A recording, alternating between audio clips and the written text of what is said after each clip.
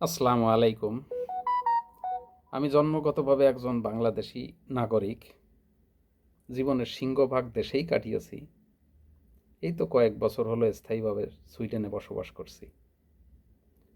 উন্নত দেশে থাকার সুবাদে অনেক সময় অনেক ইন্টারেস্টিং ঘটনা ঘটে বা অনেক ভালো লাগার ঘটনার শিকার হই, সেটা যার দুই একটা আপনাদের সাথে একটু শেয়ার করি আর কি। আমরা বাংলাদেশি সুজলা সুফলা শস্য শ্যামলা সোনার দেশের নাগরিক। আমাদের সোনার মানুষ হওয়ার খুব দরকার, কিন্তু অধিকাংশ ক্ষেত্রে আমরা সেইটা হতে পারি না, যার জন্য আমরা আমাদের দেশকেও সঠিকভাবে উপলব্ধ করতে পারি না। বিশ্বের অনেক উন্নত দেশের মানুষেরা তারা সেটা হতে পেরেছে, যার জন্য তারা তাদের দেশটাকে সঠিকভাবে উপভোগও করতে পারে। যদিও তাদের অনেক দেশে খেয়ে বেঁচে থাকার ফল ফসল পর্যন্ত জন্মায় না। একটা ঘটনা বলি, তাহলে আপনাদের বুঝতে সুবিধা হবে। একদিন আমার এলাকায় বাংলাদেশি এক লোকের সঙ্গে দেখা। আমি তাকে সালাম দিলাম।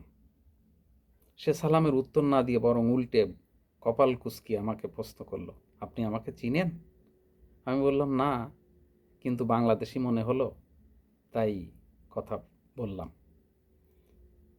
সে উত্তরে বলল, না চিনেই সালাম দিলেন?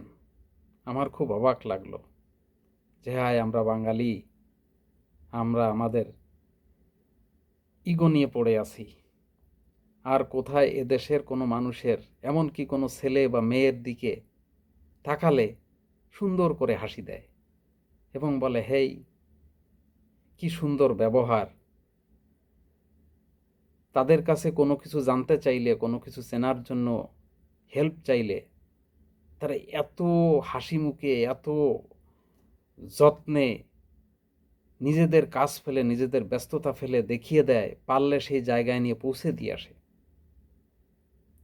বাসে ট্রেনে এসে তুলে দিয়ে যায়। এত সুন্দর আচার ব্যবহার, মনে হয় না যে তারা 6 মাসের পরিচিত, মনে হয় 5 বছরের পুরানো বন্ধু। এত সুন্দর আচরণ, আসলে অবাক হই।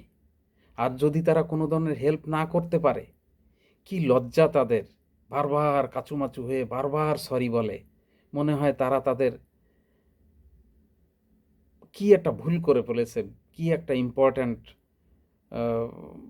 জিনিস তারা হারিয়ে ফেলেছে। এত লজ্জা পায়। যেখানে আমাদের কোনো বাঙালিদের কাছে কোনো হেল্প চাইলে, কিছু চিনতে চাইলে, তারা না জানলে সরি বলা তো দূরে থাক, তারা উল্টে ভুল পথ দেখিয়ে দেয়, উল্টা দিকে দেখিয়ে দেয়। হায়, আমরা বাঙালি, আমরা আমাদের ইগো নিয়ে আছি। মানুষের সাথে হাসি মুখে কথা বললে, কথা বলতেও আমাদের কষ্ট হয়।